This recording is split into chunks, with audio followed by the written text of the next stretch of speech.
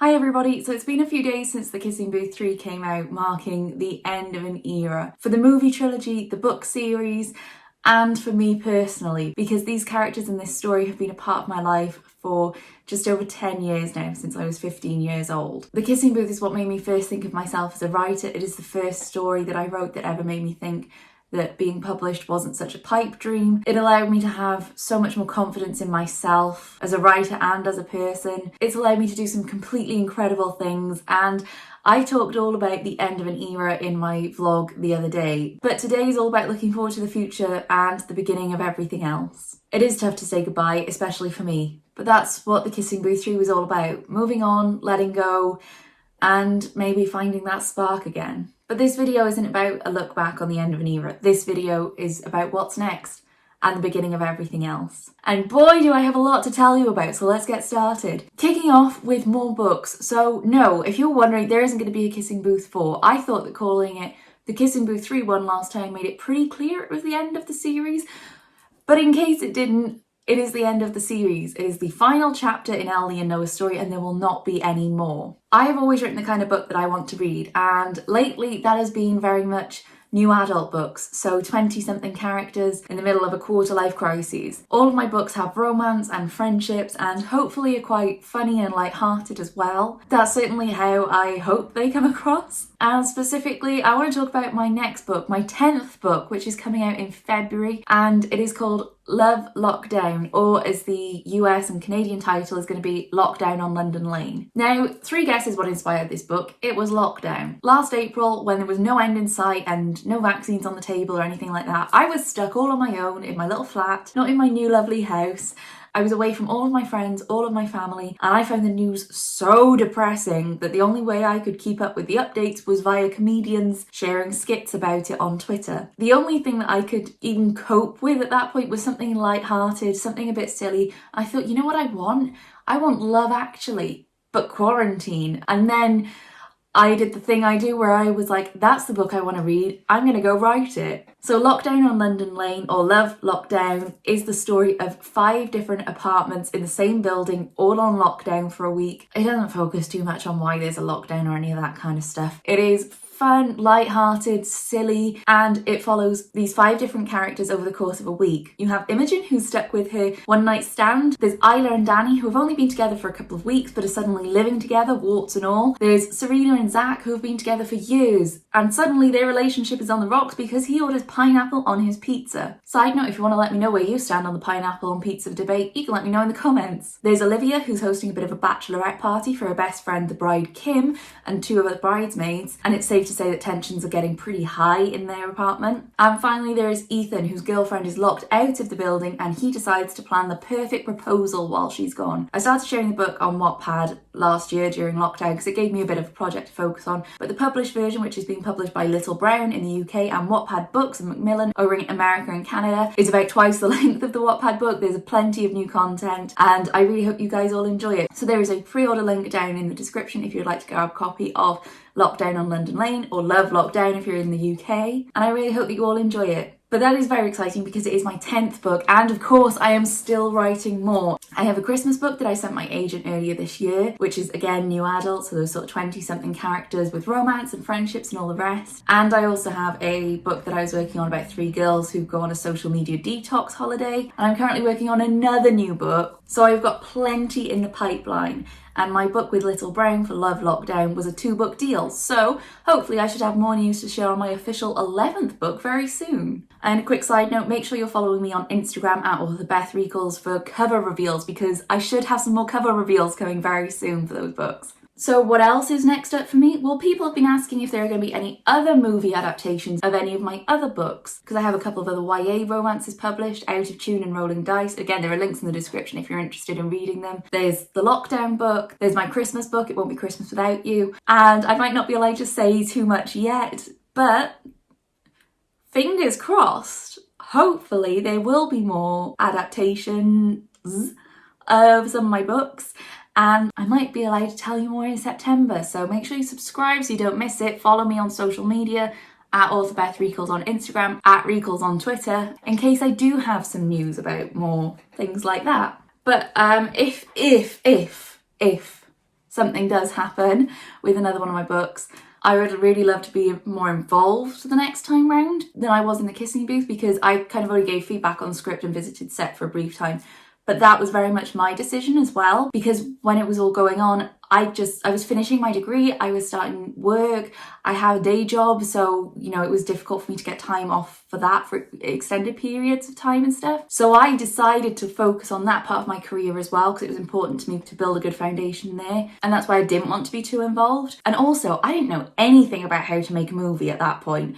So I was happy to hand the reins over and just see how it went. But obviously now I know a lot more about how the whole process works. And maybe if we do see a movie or TV or other adaptation, then I will be lucky enough to be more involved with it that time round. But speaking of the day job and things that kind of held me back from various opportunities on the book side of things, if you didn't know, I have this other side of my life where I went and did a physics degree around the same time as I got my book deal. I worked in finance very briefly, wasn't for me, so I left, and then I've been working for the last few years in IT for an energy company, which is every bit as glamorous as it sounds, but is genuinely something I very much enjoyed and is a path I am really glad that I took, because I always saw myself working in kind of a office-based tech job. I've been able to work with a brilliant team, I have learned so much, and I've decided to hand in my notice. So as of October, I'm going to be a full-time author, which is going to give me, I think, so much more freedom to pursue other projects. Like, I would really love to try writing scripts, which is something that I haven't done because it feels to me like a big project because it's something I haven't tried before. So that is something that requires energy and time and focus on my part that I have decided previously I did not have to dedicate to this. You know, in the face of juggling 2 careers and buying a house and seeing my friends and all that kind of stuff. I'd like to try maybe podcasting as well, just because I find that really interesting and really cool. And I really like throwing myself into projects where I can learn stuff. And there's another project as well that I want to do that I'll tell you about in a second. But in terms of the job, I've obviously been balancing writing alongside whether it's studying or my day job for the last 10 years. And I just feel like it's time to devote myself completely to it. And one of the things that's really held me back before, and was one of the reasons I wanted to get a day job and build that side of my career, was that, and I've always said this on social media and on this channel as well, is that income as a writer is very unpredictable and infrequent. You don't know necessarily how much you're getting paid or when you're getting paid. So there might be months where I have a pretty nice paycheck, and there might be months where I earn nothing at all, which is why, you know, having a nice steady salary has been a real comfort. But in the last few months, obviously I have bought a house, but that was my big goal and something that I've been saving towards ever since I started earning money from writing. So now that that's done, I kind of had a bit more certainty of my finances, just in terms of savings and things like that. And also, and this is where the nerd in me comes out, I've been tracking every penny that I spend. So I have a bit more comfort and certainty again in knowing kind of what my usual outgoings are for a month and for a year. And so becoming a full-time writer from a financial perspective feels like a more calculated risk now. I'm not saying it's without risk, but it is one that I'm much more comfortable taking now than I had been previously. And yeah, I'm really excited to have more time and energy to devote to things rather than just hours in the evening or weekends or taking holidays. Oh my God, I cannot wait to take holidays, because previously, I would book a day off from work to work. I was taking time off to spend on my other career. And if I took time off for actual holiday with my family or for Christmas, I was thinking, but I need to do some book work then because I'm off, and this is a chance for me to catch up on some of that. Also, I would think, okay, well, if I go to Brazil, that's an amazing opportunity, but I can't go for very long and it'll have to be over a weekend. And I'll have to literally only fly out for a weekend because that comes at the cost of me having time off at Christmas with my family. I have free reign over my schedule now, which is,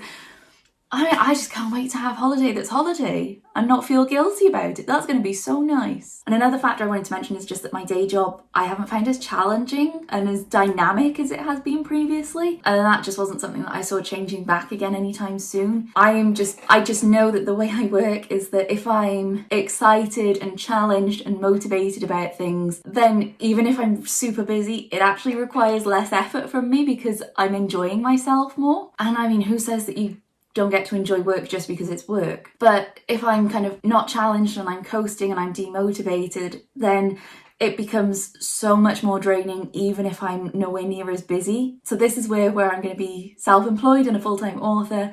I'm going to be throwing myself into all kinds of new projects and trying new things because that's what I really thrive on. And hopefully as well, this will mean I get to do some more events and things like that as well. So with new books and maybe movies or adaptations on the horizon and some new projects, I'm certainly going to have plenty to keep me busy. And I don't know how long it's going to last. I might get bored in 6 months because I don't actually have enough to keep me busy, or I might just really miss that kind of day job environment, or it might just be as simple as I'm not able to sustain this financially long term. So this is something that I plan to kind of reevaluate every couple of months, just because I feel like that's maybe the most pragmatic way to approach it. But at least for now, I am really, really looking forward to that time. And I'm excited to see where it does take me and what kind of opportunities I do get to throw myself into with it. But just to loop back, I was talking about the projects that I would like to do when I am a full-time author. So I mentioned podcasting, script writing that I'd like to try. I also really want to do some more YouTube videos. And I know I've said this before, but it's really been a time thing for me. And unfortunately, the YouTube channel is something that has ended up falling to the bottom of the pile versus, something like deadlines for a proofread or seeing my family or just needing to sleep. So I do want to try and do more regular YouTube videos here about writing and books and all that kind of stuff. And this is one I'm really excited about. Last year in lockdown, I started doing something on my Instagram stories called Bet's Movie Reviews Nobody Asked For, where just out of nowhere, I started reviewing movies, even though nobody asked me to do that. And you guys seemed to like it, and people engaged with it and asked me to keep doing it every time I sort of checked in and saw if people wanted me to carry on doing them or if it was just really annoying for people. But it's something that I really, really enjoyed. So like when I reviewed the Lord of the Rings trilogy and Star Wars, and I could just really get into the meat of it. I mean, How to Train Your Dragon, I must have done like 4 parts just on the one film, never mind the whole trilogy. Cinderella 2015, the live action remake, that is my all-time favourite film, and I had to cut down the essay of my notes on that just to 4 Instagram stories. So this is something that I really like. It's the kind of content that I like watching and reading online as well. I just really love getting into movies and TV shows and fandom culture. I mean, I was on Super Hulucky or Tumblr. I am a fangirl. It's who I am. So something I've decided to do is launch a new YouTube channel called The Gal DeLorean. And it is going to be all about movie reviews and fandom and pop culture. I'll talk about things like the disabled representation in How to Train Your Dragon, because that's something I find really interesting. Or fan theories and headcanons. And honestly, this is something that is very geeky, but that is the point. I would love to create a bit of a space on the internet where I can just fully give myself permission to geek out about this kind of stuff. If that's the kind of thing you're interested in, then please subscribe. I would really love if you engage with that. I am going to be launching it slightly later in the year just because of timings and, like I said, things with the day job. It's going to be a couple of weeks, but I do have some videos prepared, like ranking all the Star Wars films, reviews of How to Train Your Dragon, and lots more. So yeah, that is just something, it's a bit more of a passion project than anything to do with the books, but it's something that I'm really, really keen to do. And I'm excited to finally have the time to dedicate to it. So what's next? What comes after the kissing booth? A whole heck of a lot. It is the end of an era, and obviously I'm very emotional saying goodbye to the kissing booth. But hopefully you can tell I'm also very, very excited about the beginning of everything else and everything the future has to hold. I don't know if it's going to work out being a full-time author or if I'm going to be able to even write a script, or if the Gal DeLorean will work out, or if my new books will be bestsellers, or that more movies will actually happen. But there is so much potential, and I'm really ready to just dive headfirst into it. And I know I would really regret it if I didn't try. So I think all that's left for me to say now is thank you so much for coming along the journey so far with me. Thank you for being there with the kissing booth. And even though it is the end of an era, there is so much more still to come. So hey, that's it from me for now. And I'll see you again next time for the beginning of everything else.